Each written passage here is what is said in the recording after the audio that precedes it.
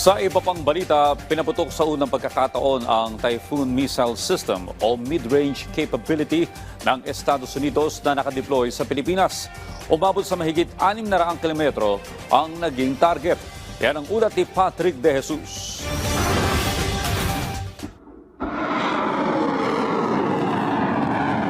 Bahagyang nagliwanag ang kalangitan ng Tacloban City Airport pasado alas 12 ng madaling araw ngayong Martes, kung saan pinaputok ang Tomahawk Land Attack Missile gamit ang Typhoon Missile System o mid-range capability ng US Army.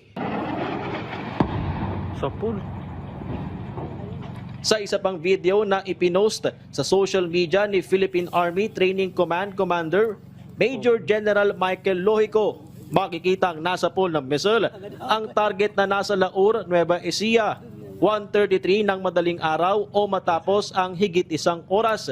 Ayon sa Armed Forces of the Philippines, bahagi ito ng Balikatan Exercises 2026. Mula Tacloban City, tinatayang higit sa 600 kilometro ang air distance patungo sa Laur, Nueva Ecija. Kung mapapansin, probably you might ask why Tacloban? Because during the survey, it is the parang the place that we can start with na doon i-launch, tapos passing through eastern seaboard and going inside the eastern part of northern Luzon and towards Port Magsaysay. The weapon system that were used was the Typhoon, the medium-range capable missile, armed with Tomahawk missile, designed to at least attack a land-based target which is around 805 to 1,500 kilometers. 2024 nang dumating sa Pilipinas ang Typhoon Missile System ng Estados Unidos para sa Balikatan. Pero ito ang kauna-unahang beses na pinaputok ang kagamitan sa isang live-fire exercises. Naging katuwang naman sa pagsasanay ang mga Pilipinong sundalo.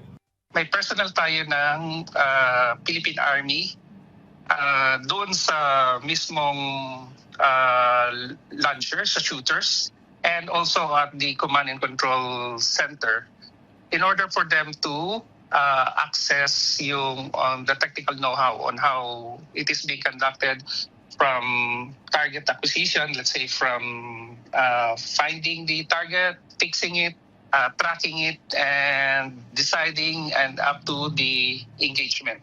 Inalmahan ng ilang progresibong grupo ang naturang pagsasanay, kung saan ayon sa Koalisyong Makabayan, ang Tomahawk missile ay ang kaparehong armas na ginamit ng US para bombahin ang mga civilian infrastructure sa Iran at Gaza.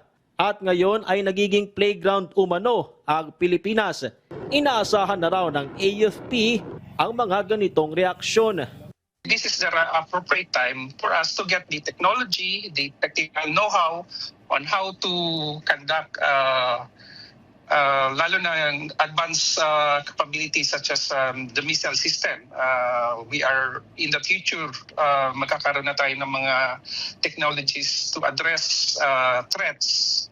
So, ang ating partner nation, an allied nation, is katuwang natin sa pag-acquire ng knowledge.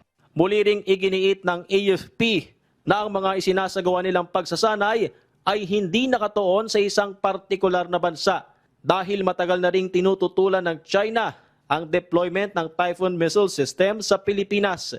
Patrick De Jesus para sa Pambansang TV sa Bagong Pilipinas.